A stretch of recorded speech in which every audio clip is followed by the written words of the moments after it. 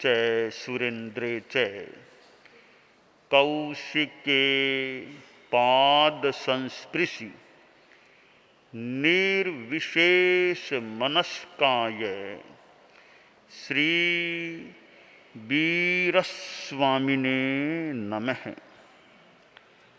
सूयगढ़ो आगम में कहा गया है, स्वयं तिवात ए पाणे अदुवा अन्य हिम घाय ए हनंतम वाणु जानाई वेरम बढ़ई अपनो। जैन शास्त्रों की यह भाषा प्राकृत अर्धमागधी जो भी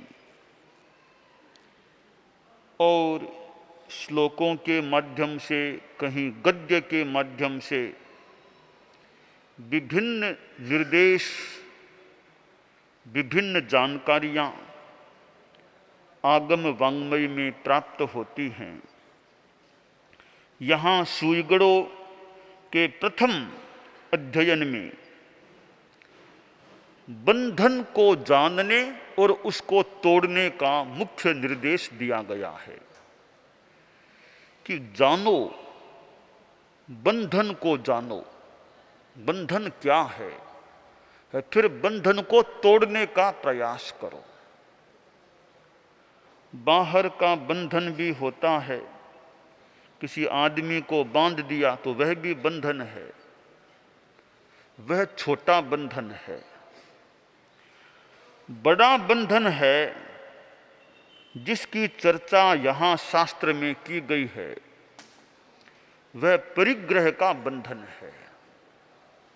परिग्रह मूर्छा आसक्ति से आदमी बंध जाता है, वह बड़ा बंधन होता है। परिग्रह से जुड़ा हुआ एक दूसरा बंधन और है, वह है हिंसा। परिग्रह और हिंसा, इन दोनों का आपस में संबंध है और कहीं कहीं अथवा सर्वत्र हिंसा कार्य के रूप में सामने आती है और परिग्रह उसका कारण बनता है। परिग्रह है तो हिंसा को छोड़ना मुश्किल प्रतीत हो रहा है। यह परिग्रह और हिंसा दोनों मानो एक वस्त्र के दो सिरे के समान हैं। एक सिरा यह परिग्रह का है तो दूसरा सिरा यह हिंसा का है। अगर परिग्रह को पकड़े रखेंगे तो हिंसा भी मानो साथ में रहेगी। ऐसा कठिन लगता है कि परिग्रह तो रहेगा, हिंसा नहीं रहेगी। यानी दोनों का इतना गहरा सहचरता का सा संबंध है कि साथ में रहते हैं। तो परिग्रह बंधन है और परिग्रह का एक परिणाम आता है हिंसा। अहिंसा परमो धर्म है कहा जाता है, अच्छा है, बहुत अच्छा है। तो इसी प्रकार अपरिग्रह भी बड़ा धर्म है। आदमी पदार्थों में आसक्त हो जाता है, लोभ पुष्ट हो जाता है। लोभ है वह फिर हिंसा को जन्म देने वाला बन जाता है। तभी तो मानो कहा गया कि पाप का बाप लोभ होता है। शास्त्रकार ने बताया है कि परिग्रही मनुष्य प्राणियों का स्वयं हनन करता है और दूसरों से हनन करा देता है और हनन करने वाले का अनुमोदन कर देता है। इस प्रकार हिंसा में प्रवृत्त आदमी अपने वैर को बढ़ाता है, वह दुख से मुक्त नहीं हो सकता।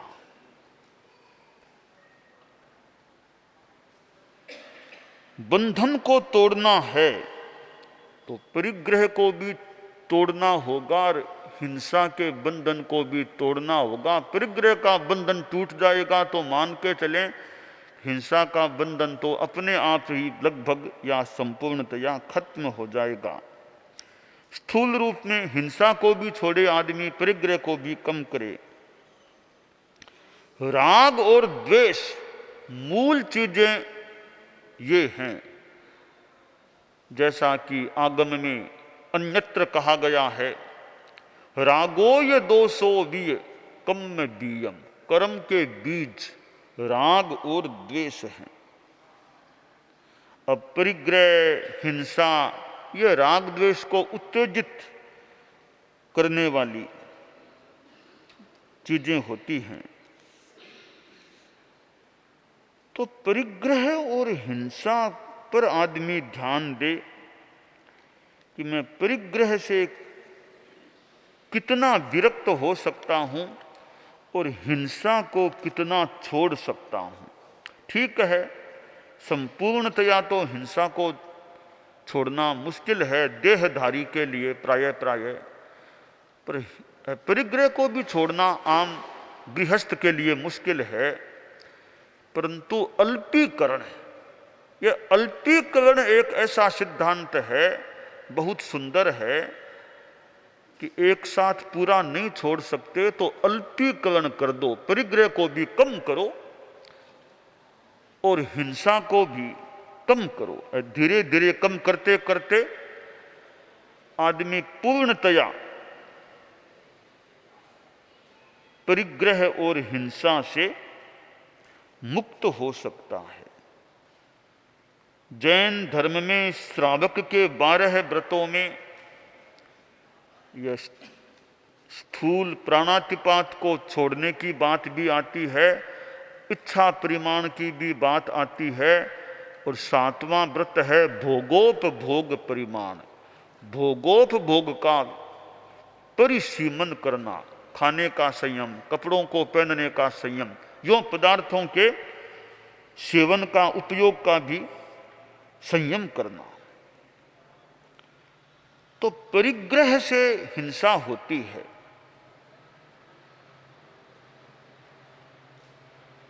कैसे?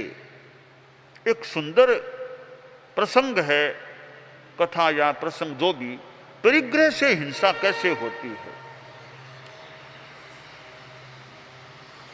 2 मित्र थे, दोनों ने चिंतन किया हम साझेदारी में व्यापार करें, पार्टनरशिप में व्यापार करें। अपने छोटे गांव में रहने वाले थे, वो कुछ बड़े शहर में गए, कुछ दूर था, वहां जाकर के दोनों ने व्यापार शुरू किया। 2-3 वर्षों तक वहां रहे तो काफी लाभ हुआ, अच्छी कमाई हो गई।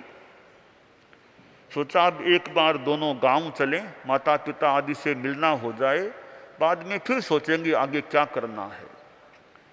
एक बार उस व्यापार को समेटकर जो आमदनी हुई थी, आय हुई थी बड़ी राशि की, उसे लेकर के आ रहे थे।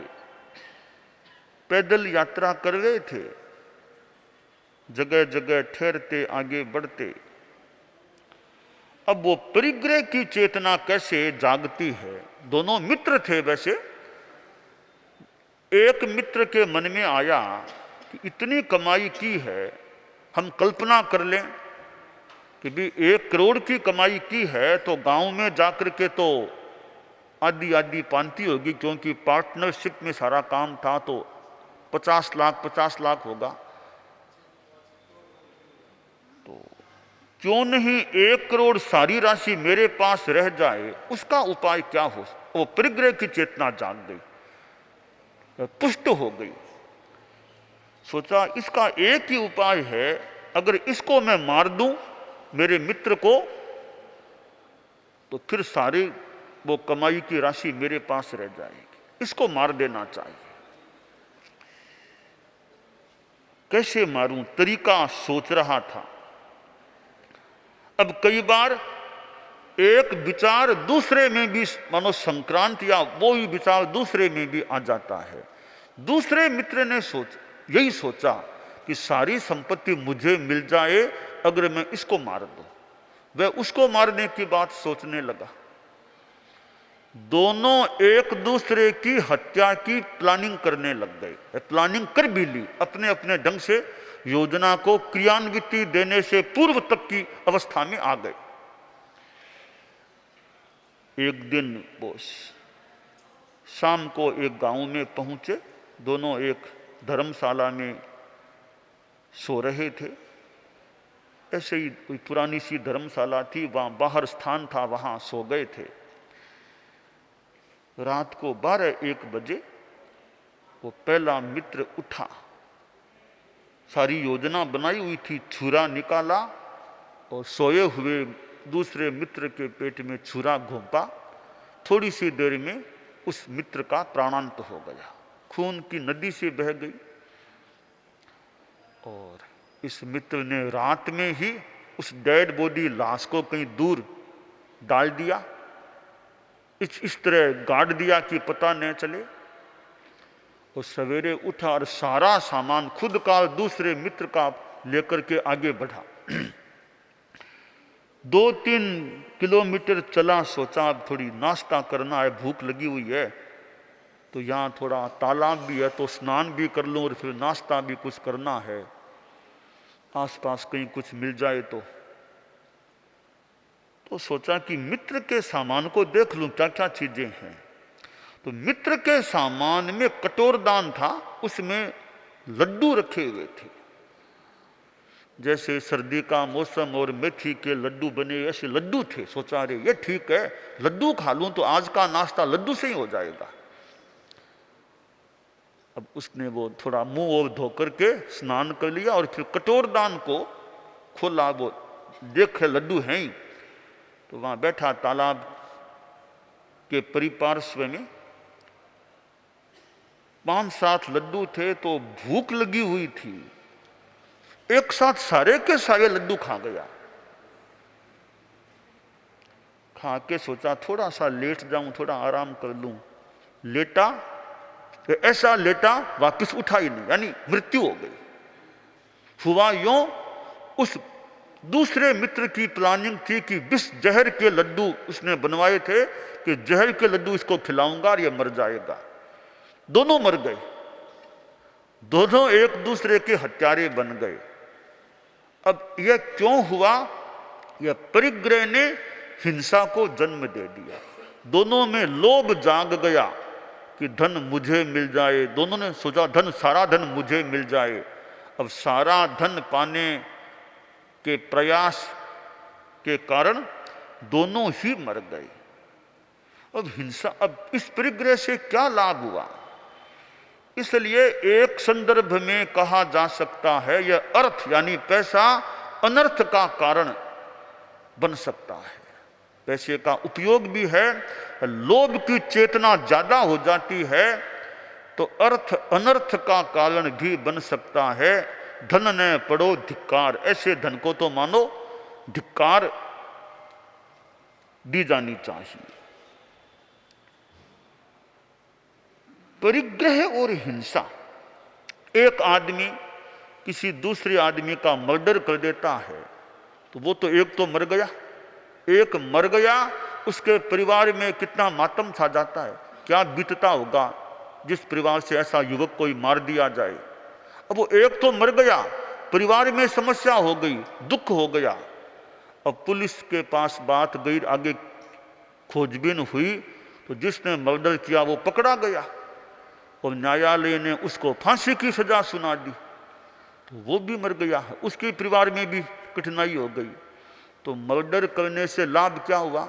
जिसको मारा वह गया, उसके परिवार में दुख हुआ, जिसने मारा वो भी गया, उसको न्यायालय ने सजा सुना दी फांसी की, वो भी गया। तो मर्डर से दोनों का ही नुकसान हो गया। तो ऐसी गुंडागर्दी, ऐसे काम में आदमी को क्यों जाना चाहिए? आत्मा का नुकसान तो खैर है ही मारने से। तो ये हिंसा के प्रति विरक्ति जागे। जैन शास्त्रों में और फिर आचार्य तुलसी ने जो अनुव्रत आंदोलन चलाया, आगे बढ़ाया, उसमें भी अहिंसा की बात है। निरपराध प्राणी की यूं हत्या नहीं करना, तो यह एक अहिंसा की बात है। वो एक कोई जैन धर्म की बात नहीं, वो जैन धर्म की तो है ही, पर यह एक आदमी आदमी के लिए काम की बात है कि कैसे वो एक सीमा तक गार्हस्थ्य में भी अहिंसा का अनुसरण करे। अहिंसा से समाज भी सुखी रह सकता है, वरना डर, भय, खौफ, एक दूसरे को मारने की बात, आदमी से आदमी डरता है, आदमी से आदमी डरता है। हालांकि आदमी आदमी से प्रेम भी कर लेता है, मित्रता भी करता है, सौहार्द भी करता है, और कभी फिर आदमी की आकृति से ही, आदमी की आकृति में राक्षसता दिखाई देती है और आदमी आदमी से डरने लग जाता है। यह हिंसा है, तब आदमी आदमी से डरता है। तो स्वस्थ समाज की रचना के लिए भी यह अहिंसा की विचारधारा, अहिंसा का दर्शन, अहिंसा का कंसेप्ट, अहिंसा का तत्व बहुत जरूरी होता है। यह अहिंसा भले राष्ट्रों के संदर्भ में देखें, एक राष्ट्र दूसरे राष्ट्र के साथ कैसा व्यवहार करता है, आसपास पड़ोस में रहने वाले राष्ट्र हैं, अगर मैत्री से रहें तो कितना अच्छा है। वो यदा कदा हिंसा की बात चलती है तो ठीक है, पड़ोसी का बढ़िया धर्म नहीं, फिर पड़ोसी पड़ोसी शांति से रहें तो अच्छा है। पड़ोसी पड़ोसी में यह चलता रहता है तो उत्तम बात नहीं होती है। तो अहिंसा से शांति रह सकती है, और हिंसा अशांति को पैदा करने वाला तत्व है, दुख को पैदा करने वाला तत्व है हिंसा। कहा गया है, हिंसा पशुयानि दुखानि, दुख हिंसा से पैदा होते हैं। परम पूज्य आचार्य महाप्रज्ञ जी वो अहमदाबाद पधारे थे, सन 2002 की बात है। पहले शिवांशी मालानी उधर विराजे हुए थे, उधर मर्यादा महोत्सव था। थोड़ी बात आई कि भी उधर तो हिंसा है गुजरात में, वहां नहीं जाना चाहिए, भी हिंसा हिंसा है, पर आचार्य श्री तो पधार गए। अहमदाबाद पधारने से पहले हिंसा वो उन दिनों में वो गोधरा कांड हुआ था, गोधरा कांड को लेकर हिंसा हो गई थी, हिंसा भड़क गई थी, हिंसा को मौका मिल गया था। तो वो गुजरात में वो विशेष हिंसा का वो माहौल था। आचार्य श्री वहाँ पधारे और गुजरात में उन्होंने एक अहिंसा का मानो कार्य किया। हिंदू लोगों से मिले, मुसलमानों से भी मिले, प्रशासन से भी कुछ, वो भी प्रशासन का व्यक्ति भी बैठा। एक अहिंसा होनी चाहिए। गुरुदेव फरमाते कि हिंसा करोगे तो पिछड़ जाओगे, अहिंसा में रहोगे तो विकास करोगे, विकास हो सकेगा। तो हिंसा से ह्रास होता है, विकास में भी बाधा होती है। अहिंसा है तो शांति भी रहती है, विकास भी हो सकता है। तो शास्त्रकार ने यह एक हिंसा की बात बताई कि हिंसा जो करता है वो बैर को बढ़ाता है। आज वो उसको मारेगा, वो फिर उसको क्यों परस्पर हिंसा होती है तो वैर बढ़ता है। तो अवैर भाव नहीं वेरेण वेरानी सम्मति है कदाचन, वैर से वैर शांत नहीं होता, अवैर से वैर शांत हो सकता है। तो हम ये मैत्री अहिंसा के द्वारा हिंसा को कम करने का, हिंसा को बंद करने का प्रयास करें, तो अहिंसा के पथ पर चलने का प्रयास करें। यह मुक्ति का मार्ग है, दुख मुक्ति का और मोक्ष का मार्ग है।